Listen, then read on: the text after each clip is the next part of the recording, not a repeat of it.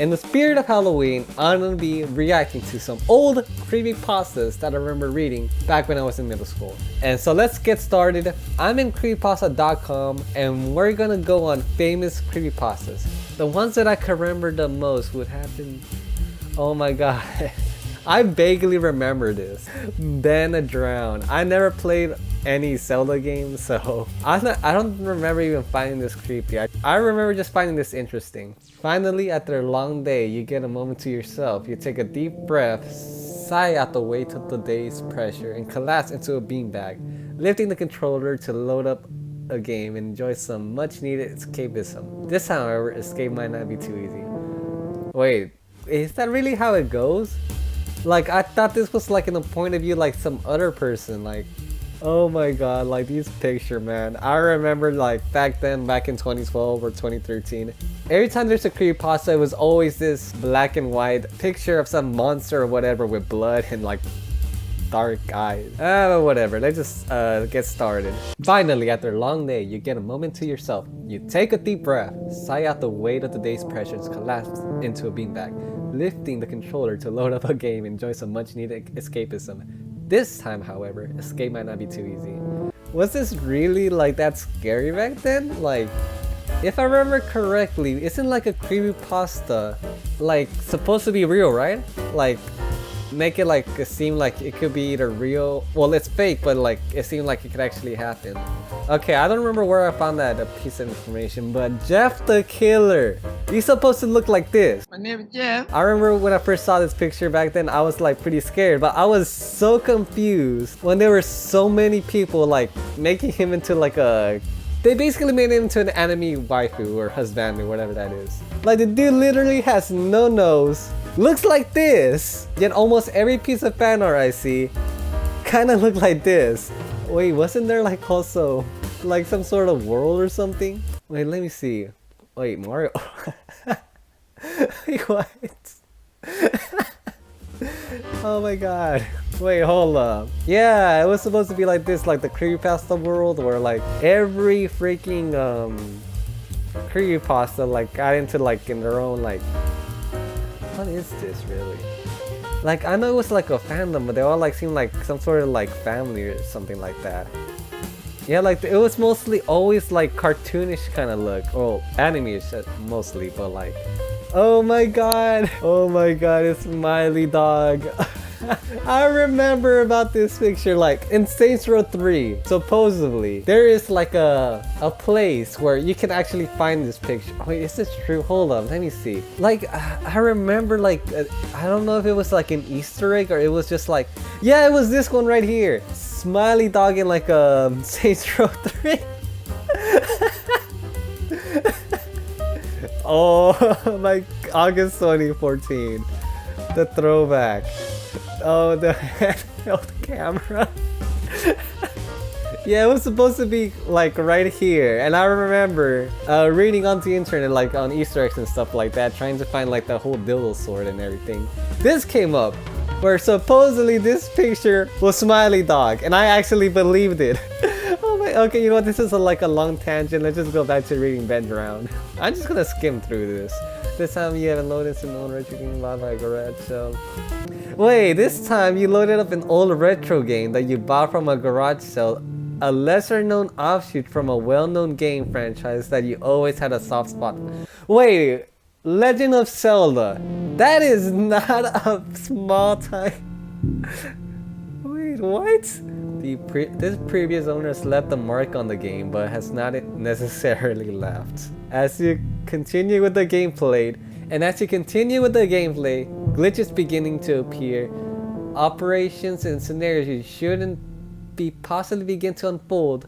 That sounds like something like a speedrunner would like enjoy, honestly. Like, I don't know what you're talking about.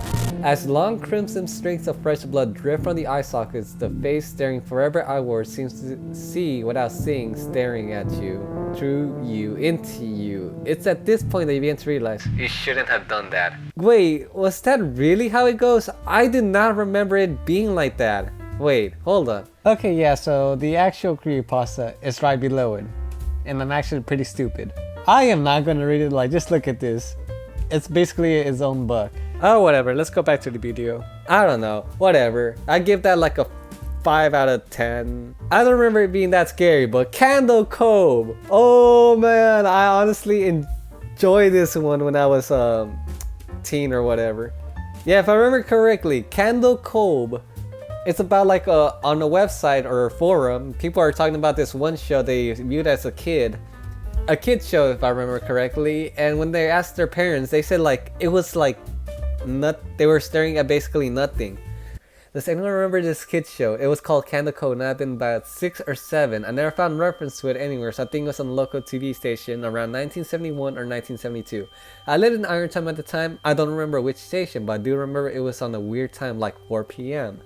Yeah, you see, I guess this is like the forums, I guess. But let's see, seems familiar to me, whatever. You guys can, oh wait, this is what it was. A pirates. I remember a pirate marionette at the mouth of a cave talking to a little girl. Yes, okay, I'm not crazy. I remember Pirate Percy. I was kind of scared of him. He looked like he was built from parts from other dolls, real low budget. His head was an old Persilian baby doll. It looked like an antique that didn't belong on the body. I don't remember what station this was. I don't think it was WTSF though. I don't know what this is. Like it could be some European thing or whatever. It took place in Candle Cove. It was about a little girl who imagined herself to be friends with pirates. The pirate ship was called the Laughingstock, and Pirate Person wasn't a very good pirate because he got scared too easily. And there was Calliope music constantly playing. I don't know what Calliope is. Wait, hold up. And of course, it's okay, maybe I shouldn't search up Calliope in this day and age with a freaking VTuber actually being called More Calliope. Okay. I think I could just assume this was like pirate music or whatever. I remember the bow of the ship was a wooden smiling face with the lower jaw submerged. It looked like it was swallowing the sea, and it had that awful Ed Wynn voice and laugh. I especially remember how jarring it was when they switched from the wooden plastic model to the foam puppet version of the head that talked. Haha, I remember now too. Do you remember this part? You have to go inside. Ugh, Mike, I gotta chill reading that. Yes, I remember. That's what the shit always told Percy when there was a spooky place he had to go in, like a cave or a dark room where the treasure was. And the camera would push in on Laughingstock's face with each pause. You have to go inside. With his 2 eyes askew in that floppy foam jaw in the fishing line that opened and closed. It just looked so cheap and awful. You guys remember the villain? He had that face that was just a handlebar mustache above really tall narrow teeth. I honestly thought the villain was Pirate Percy. I was about 5 when the show was on. Nightmare Fuel. That wasn't the villain. The puppet was with a mustache. That was the villain's sidekick. Horace Horrible. He had a monocle too, but it was on top of the mustache. I used to think that meant he only had 1 eye. But yeah, the villain was another marionette, the Skin Taker. I can't believe they let us watch back then. I seriously could not look at the screen when the Skin Taker showed up. He just descended out of nowhere on his strings, just a dirty skeleton wearing that brown top hat and cape.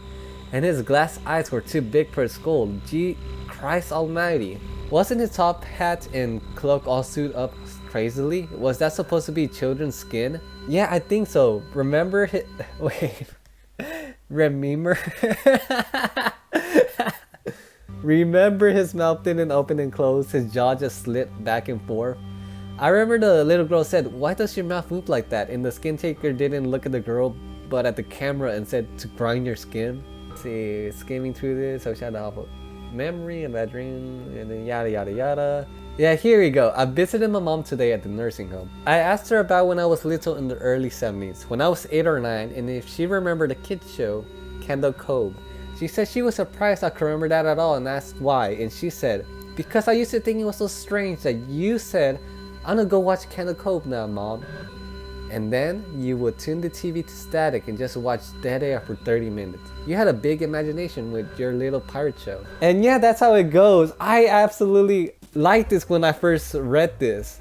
Dude, like I honestly was like kind of scared of this, but like I just find it more interesting as like a story, honestly. No, but if I were to like say like the one that scares me the most would be... Oh wait, is this it? Gateway of the Mind. I think this is it.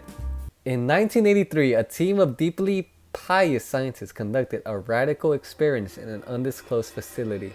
The scientists had theorized that a human without access to any senses or ways to perceive stimuli will be able to perceive the presence of God. They believed that the five senses clouded our awareness of eternity, and without them, a human could actually establish contact with God by thought. An elderly man who claimed to have nothing left to live for was the only test subject to volunteer.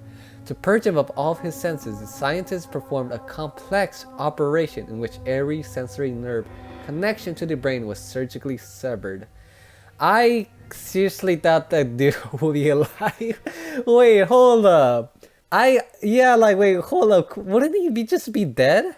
I don't think people in 1983 had that kind of technology to do that. Or the knowledge even. Although the test subject retained full muscular function, he could not see, hear, taste, smell, or feel. With no possible way to communicate with or even sense the outside world, he was alone with his thoughts. Scientists monitored him as he spoke aloud about his state of mind in jumbled, slurred sentences that he couldn't even hear. At 4 days, the man claimed to be hearing hushed, unintelligible voices in his head. Assuming it was an onset of psychosis, the scientists paid little attention to the man's concerns. 2 days later, the man cried when he could hear his dead wife speaking with him, and even more, he could communicate back. The scientists were intrigued but were not convinced until the subject started naming dead relatives of the scientists. He repeated personal information to the scientists that only their dead spouses and parents would have known. At this point, a sizable portion of the scientists left the study. Okay, I don't get this. Like, you knew that you're going to make an experiment on a guy so he could talk with God.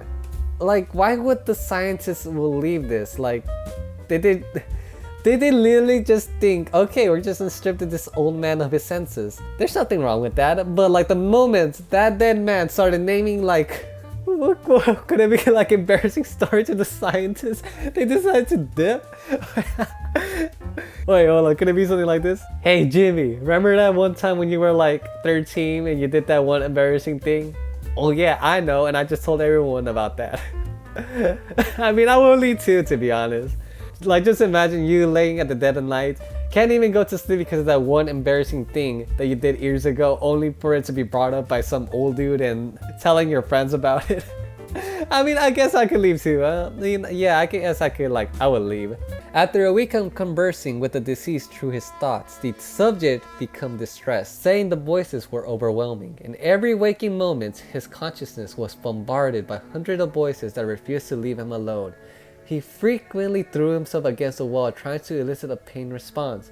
He begged the scientists for sedatives. I don't know how to. So he could escape the voices by sleeping.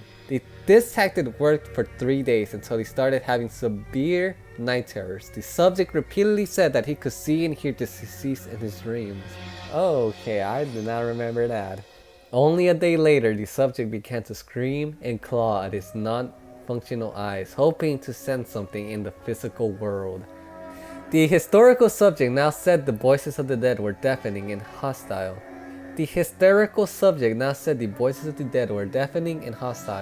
Speaking of hell and the end of the world, at one point he yelled, "No heaven, no forgiveness," for 5 hours straight.